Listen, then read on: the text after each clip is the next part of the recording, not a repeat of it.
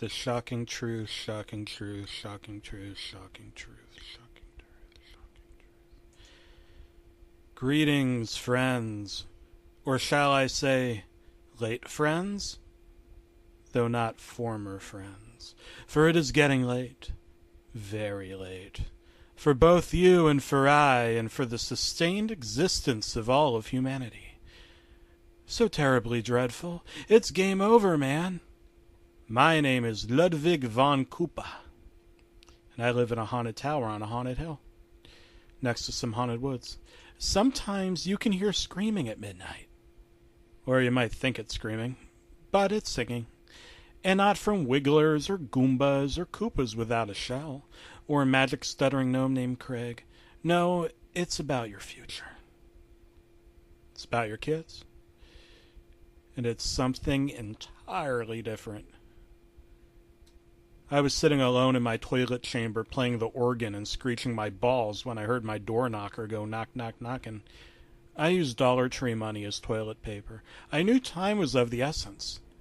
I got up in a haze, quit tapping on my organ, and stuttering my way to the doorway, I knew that no one ever visits me because I ate all of my friends claiming that I was inviting them over for dinner. They were the dinner. Ha ha ha!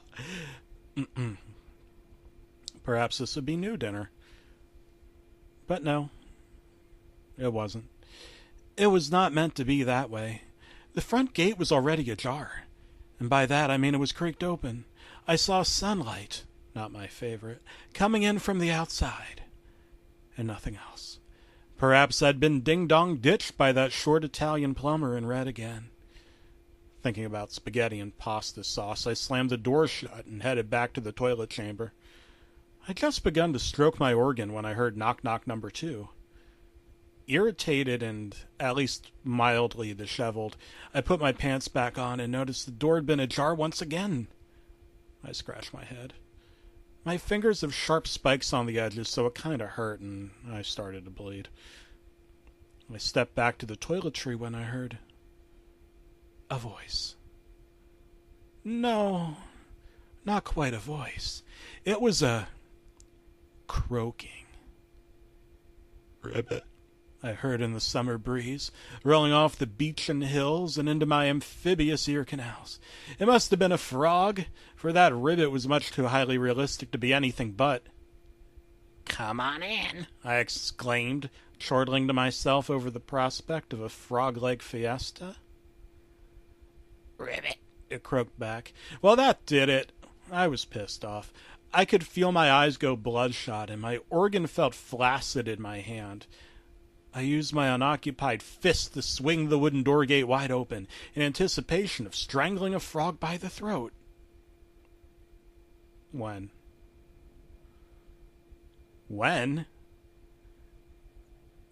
That was no frog. It was a cardboard box, with holes punched in it. "What the fuck is this?" I muttered under my breath. I breathed into the holes to be an asshole and see if the frog would jump out, but nothing did. I could pick up a scent from inside, though. It smelled like rotten eggs, fish guts, and a jewel-eyed miscreant's broken dreams. I considered poking a spiky finger into a hole, but I was too drunk at the time and didn't trust my manual dexterity. Instead, I bit off the fluffy red ribbon and chewed off the top of the box. And there it was. A dead frog. Someone had mailed me a dead fucking frog. Oh, must have been my father, King Dad, playing a practical joke on me. At the same time, though, dinner was served. I spat the box lid back on and returned to the toiletry in preparation of cooking up a jolly green afternoon snack. Ribbit? Oh, come the fuck on. Unkempt, unaroused, and obviously bloodshot-eyed, I heaved the cardboardiest container at the gray brick tower wall with full force. To my delight, the contents exploded. Highly realistic frog innards, a blood-stained top hat and tuxedo, and the torn-up pages of a frog-sized copy of Men's Health magazine flew everywhere. "Fuck you, frog," I yelled, extending my spiky middle finger. Now I could go back to orchestrating my penal symphonies in peace and quiet. However, that was not meant to be. Instead, I was meant to be horrified. Horrifiably. Cold-bloodedly. As I returned to smack the keys of my instrument, I saw it there. No, not a knife, or a gun, or a violent video game maligned by Fathers Against Root Television. No, it was a frog wearing a top hat, tuxedo, and monocle, waving a stage cane around. And, singing. Here's how it went. Hello, my baby, hello, my honey, hello, my ragtime gal. Send me a kiss by wire. Baby, my heart's on fire. If you refuse me, honey, you'll lose me, then you'll be left alone. Oh, baby, telephone and tell me I'm your own.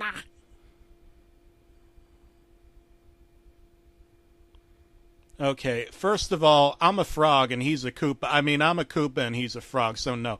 I grabbed the frog by its scaly fucking throat and began choking it like it was a goddamn chicken.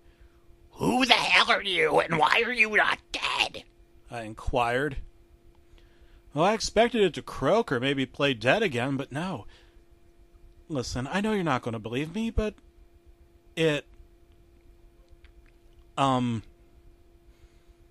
its face got unnaturally white. It grew out strong, straight black hair. Its full-toothed grin, oh, and those eyes. It's like they were popping straight out. Oh no, and they were glowing in the dark.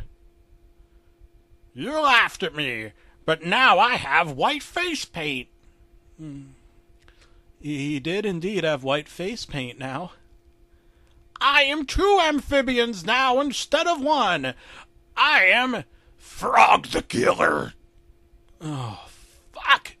I ran out of the toilet chamber and made my way for the front gate again, but it was not working. It was locked. I tried banging my the wooden door, but nothing but an ominous laugh from the forest direction could be overheard. I was going to be killed by a frog wearing white face paint. King Dad had never informed me that there would be days like these. I had nowhere else to turn. Sure, I could run into the part of the tower where there was lava and spikes and walking skeleton turtles and shit, but I was never real good at jumping over stuff. More importantly, I was frozen like a hungry man frozen bachelor dinner for one. I was going to die alone. And a bachelor. And an incel. Frog the Killer had made his way into the main corridor. Through my funhouse mirrors, he distorted into different shapes of terror. A no-face frog monster with tentacles on its back, a garden rake, a nerdy-looking amphibian with rainbow suspenders and giant red granny glasses. This was terrifying. I let out a scream. And the door somehow opened. Oh, just my luck. I didn't want to press my luck. I didn't want to whammy and go broke. I ran through the hill, skipping over rocks and falling down once, but spinning my shell back to safety. I had to make off into the woods and lose 'em. Sure, it was a forest of illusions in which I could get lost and my surroundings would endlessly repeat, but what else could I do? Oh, I thought I had him outpaced. But I could hear singing coming from up the hill. Ah, shit. I was going to die. I just knew it. Hello, my Iggy, I'm Eva Cooper, and it's time to unwind. Playing with yourself this hour. Don't you think you might get swollen? If you evade me, you will get rabies, then you will die alone. Oh, baby, come back home. Join me in the nether world.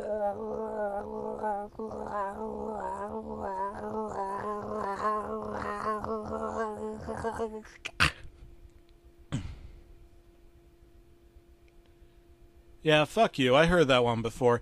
I grabbed an apple off a bush and threw it in the direction of the frog shadow. He shrieked like a little pussy and fell off, assumedly dead. I gave myself a high five, caught my breath, and hobbled back up the path back home.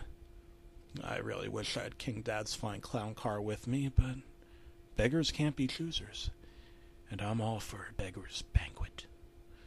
When I got back home, I played with my organ until my fingers went sore and stiff. Perhaps I just needed a little more inspiration. I surfed the web for sexy pictures of Princess Toadstool in a fox outfit when I heard a knocking on the door again. Nope. Fuck that. Been there, done that. I couldn't trust my door anymore. Instead, I trusted my pop-up blocker. It always worked. Yet, somehow an ad got through, and it pictured a mushroom lady wearing a tanuki suit. Well, hell, who was I to say no? Plus, it came with a free virus scanner. It told me to call a number, and they'd even fix my PC for free. What a swell group of guys.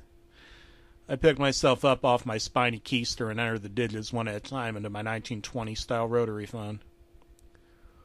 Oh, hey, it's a Bob from a Microsoft, a thick Italian accent greeted me. Yeah, that wasn't suspicious at all. Is your PC running okay? Yeah, but I'm lonely, Bob from Microsoft. I see. I could somehow tell he was brushing a thick brown mustache. I sent you an email. Download the attachment. All attachments, toast attachments. Click. He hung up the phone. Not sure how he knew my email or why he ended it on a non sequitur, but okay. I went into the kitchen to check that I hadn't left anything in the toaster. Nope. Though I forgot to clean out the molten Goomba corpse flavoring. I always thought that you put the spread on the bread when you put it in the toaster. Shit happens. I checked my email using the screen on my smart rotary phone.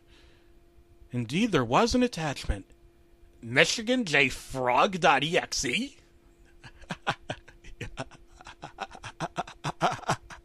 Fuck no. I knew better than that. I pulled the phone's plug and... Well, my heart skipped a beat, unlike Britney Spears song lyrics. All of the power in the tower had gone out. At this hour? Don't forget the plower. I couldn't call the repairman without electricity, so I was boned to sit alone in darkness and ponder where life went wrong. Several hours passed while I sat on the floor naked. I was feeling kind of hungry, not at all tired. I went back in the kitchen to prepare myself a late-night snack. Spiders. Okay, what the fuck. I must have been imagining things. I went back to smathering the toaster in Goomba sauce. Spiders! Okay, that was the second time. I was clearly going insane. I spread the Goomba corpse coating on the toaster with greater vigor. Spiders! The light came back on. Here's your problem. Too much Goomba flavor sauce in your toaster, a thick Italian accent exclaimed. But you know what they say.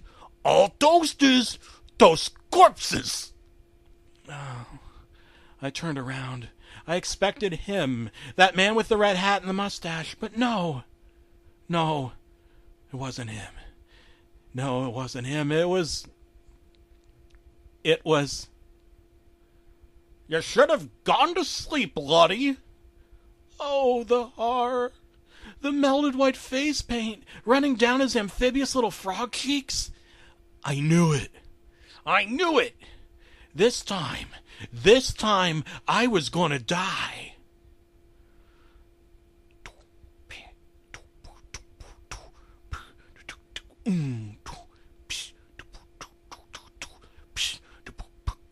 Hello, my turtle, you cleared the hurdle, now you gotta die. Throwing a fruit so high, you know how to hurt a guy. 'Cause you were stroking instead of coping with the problems in this world. Oh, baby, now you're gone, and really pissed me off. So fucking die, you little whore!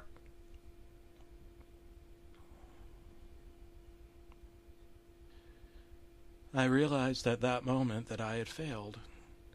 I was never supposed to open the XE.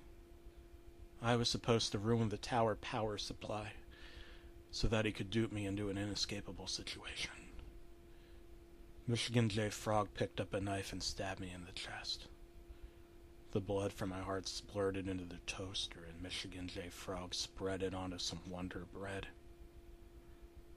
Care for a bite? MichiganJFrog taunted me. As all started fading to black, I could make out a little white-faced figure swiping an apple from my refrigerator. He turned around,